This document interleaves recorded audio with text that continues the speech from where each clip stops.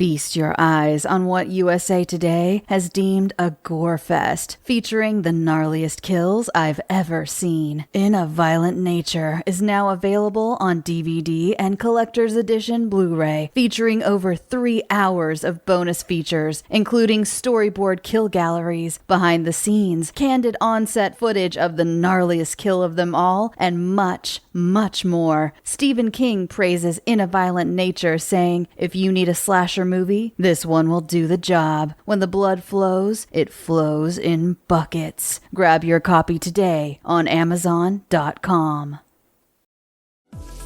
Mothers know all about life's tricky transitions.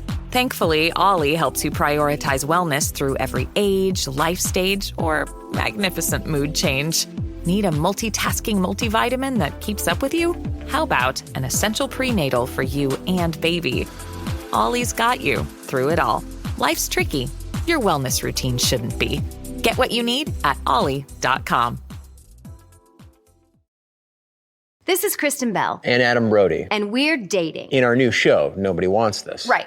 We're not really dating. No, in real life, we're married. Right. Married to other people, not each other. Oh, this is complicated. Right. It's just like our love lives in Nobody Wants This, a show about what happens when a bold and sometimes provocative podcast host finds her unlikely match in a sweet traditional rabbi. You can watch every episode of Nobody Wants This now, only on Netflix.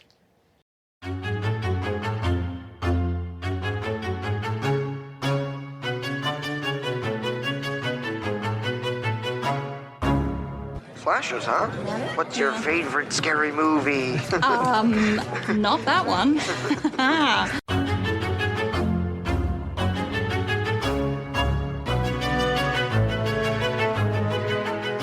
And welcome back to Micro Queers. It's our sporadic queer horror roundup, and I'm Joe. And I'm Trace, and we are discussing Cradeaux Alexander's Inherit the Witch, everybody. This is a, well, I was going to say, is it an Eat the Rich movie, Joe? It kind of is. It's like the rich eating themselves? Yes. Okay, well, everyone, this is probably, I don't know what kind of release this film is getting, so just a quick primer on what this is about. So, yeah, in 1984, a family throws a 14th birthday party for twins Corey and Jesse. 30 years later, they reunite at 2 isolated houses in a forest where horrific truths are uncovered about the family's occult pact with an ancient evil that's enabled their wealth and power. Yeah, once again, the logline is quite spoilery. I mean, we do know that they have accumulated a substantial amount of wealth, but I feel like the family's association with it isn't fully clear until you get to the end of the film. Yeah, but Joe, I'm not gonna lie, I found a lot of this a little confusing. Okay, that is fair. And let's be candid off the top. Trace, I'm unfortunately not going to recommend this film, in part because of what you just described. I found it confusing, a little overly plotted, and then there's a couple of other elements that do end up detracting from the finished product. Yes, I'm going to agree with you. This is a rare instance, but yeah, I'm also not recommending the film. I didn't enjoy watching this. There are things about it that I find interesting, but nothing that I would say is like sells me into actually recommending the film. No, there's a couple of performances that kind of tickled my fancy, and I thought, okay, if that person pops up again, I feel like I'm going to take note of them because they were a bit of a shining light in this. But overall, yeah, I think there's just some pretty big problems with this production, and at the end of the day, it's not that enjoyable a film to watch. Yeah, and technically speaking, it does feel a bit rough, you know? I mean, this kind of has one of my least favorite things where it's like, oh, I feel like we're holding on to some shots for a little too long. Acting styles are all over the place. Yes. But I will agree with you. I think there are one or two that are worth noting, specifically the witch in question. Yes, yeah. So we get young and old versions of multiple characters because, as you mentioned, Trace, we're looking at timelines that are separated by 30 years, but we're getting flashbacks to like VHS footage that was shot at the 1984 party. And I've got to say that Elizabeth Aarons as young Pamela, she is the witch in question that we make a deal with, and this is how we accumulate our fortune. She was kind of delightful. I'm not going to say campy because her performance isn't fun in that way, but she's striking the right amount of, ooh, I've been this age for a very long time. I can make your fantasies come true. Like, there's a seductive quality to the performance that I really enjoyed. I agree to the point where, like, every time we left her, I was kind of like, can we just go back? Like, I mean, and when we get her old version, it's like, oh, she's just asleep for the rest of the movie, basically, up until the very end. Yeah, she's a bit of a vampire in that way. It's like we need to off members of the family so that we can, well, I guess it's whoever sort of left standing at the end will end up getting all of the power, but we need that power to resuscitate Pamela because, yeah, she's turned into a bit of an old crone who's kind of calcifying. Well, and that seems to be the thing, right? So I couldn't really gather if she had gone from family to family over her, 500 plus years of living, or if she had been doing it with, I guess she couldn't have been doing it with this family, though, because if that's the case, then like their bloodline would have ended. Like the movie kind of presents, well, yeah, it presents her Grandmaster plan as like kind of this big reveal at the end, where I was just kind of like, wait, what is going? I mean, yes, we kill everyone except for one person, basically, and then Pamela gets to live forever. But unfortunately, all the stuff before that, like specifically the stuff with the siblings themselves, I just didn't find very compelling. Yeah. Okay. So basically, we've got this 1984 party where we're introduced to the twins, Jesse and Corey, as you mentioned. And initially, it seems like the film is setting it up that, okay, we're going to follow these two and they have very different paths over the next 30 years.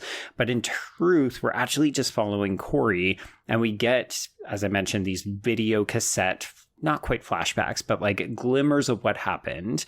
And it's revealed that Corey was encouraged by his parents to kill Jesse as part of the ceremony. And then over time, we'll learn that the mother also died. Ooh, mysterious circumstances. Yeah. And it's because the father remarried Pamela. And then they had this 30 years of prosperity, but now the witch's time is up. So we need to kill the rest of the family so we can accumulate the power. I think this is not well laid out, and it sounds like we're belaboring the point, but I think it's because the whole film is really about this family infighting for the wealth and the power that Pamela affords them. Right, and I think there's something interesting. So one thing that I did latch on to is there is kind of this trans component to it. So, like, basically, in the flashbacks, we have Corey, who is played by writer-director Cradeaux Alexander, but we have this other brother, Rex. And Rex grows up to be, I believe, a transgender woman, correct? I was not certain. It definitely struck me as, like, maybe non-binary or sort of gender fluid. The Rex that we see as a teenager is very boy presenting. And then the Rex that we see as an adult has longer hair, more sort of effeminate dress and features, but it's still definitely played by a male actor, as far as I know, in Rohan Quinn.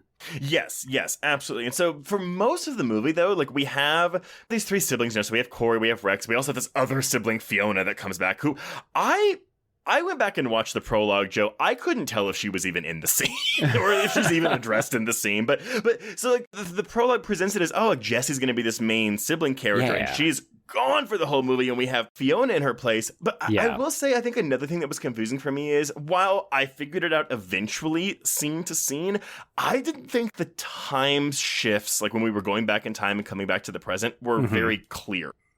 Oh, really? Okay. I didn't have a problem following that because everyone is quite a bit old. Like it's all teenagers in the flashbacks, except for the parents. And we don't see any of the parents in the present day because most of them have expired at this point. Like we've gathered because the father has died and all of the children have gathered to divide up the house, the cars, and so on. It's a little like Ready or Not vibes where the family is unified against the world, but also maybe hates each other. Like Fiona and Corey seem to be very estranged.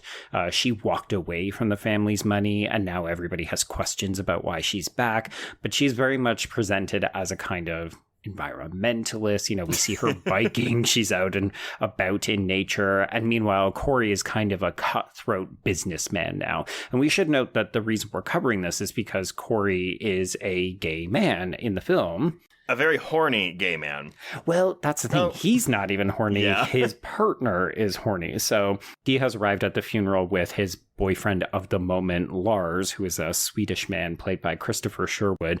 And I kind of like the dumb relationship stuff between them. Right. I found that Sherwood was actually a pretty fun performer because he's just a very horny, flirty character. So Sherwood gets to, do yoga or Pilates half naked and just make, like, hey, you owe me a blowjob kind of motions at Corey.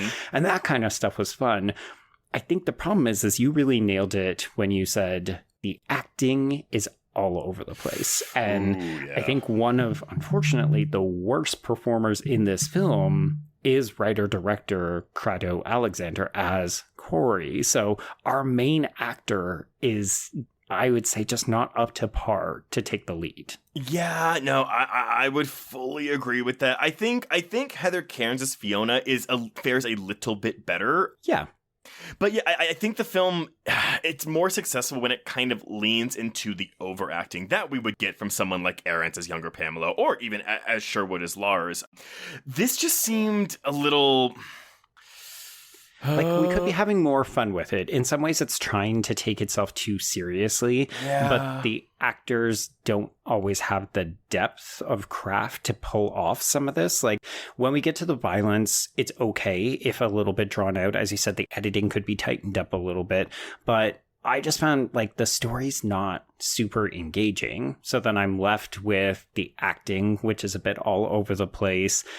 I actually just would have preferred to have spent time in the 1984 timeline, because the only actor who isn't super great in that is young Rex. But young Corey, young Pamela, even young Jessie, from what little we see of her, I was really interested in the goings on at that party, and it kind of has that found footage vibe to it. And then we're doing some Satanism and sacrifice. And I was like, oh, I think I just wanted to see the 1984 version of this film. Yeah, I agree. But luckily, I do think what this film does have going for it, at least, is it does kind of have a downer ending, or a kind of surprising ending, where basically everyone except for Rex and Pamela wind up dead. Yeah, that was shocking, because I definitely thought that we were going to get something a bit ho-hum or pedestrian, but we fully just murder people. It's like, oh, you thought they were going to get away? No, murdered. Oh, that person's going to inherit everything? No, murdered. Yeah, I think Corey's death was the most surprising for me, even though I do think that the way that shot is framed at the end, where it's like, oh, she's going to break his neck, and there it goes. Yes. There it goes. Yeah, if you can anticipate it, it probably is going to happen. But I will say, I did think Corey was going to survive until the end. So right up until that moment where she basically gets him, I thought, okay, well, it's going to end the exact way that I thought. So yeah, points for surprising me by saying, like, yeah, the evil witch definitely survives and thrives. Yeah, absolutely. So, I mean, it was nice, because I admit I wasn't really enjoying myself much until that moment, so I was kind of like, oh, good, okay, here's something at least that's worth recommending. So I mean, at the end of the day, if y'all want to seek this out, go ahead. Wouldn't be my first choice, but it's a queer film. Yeah.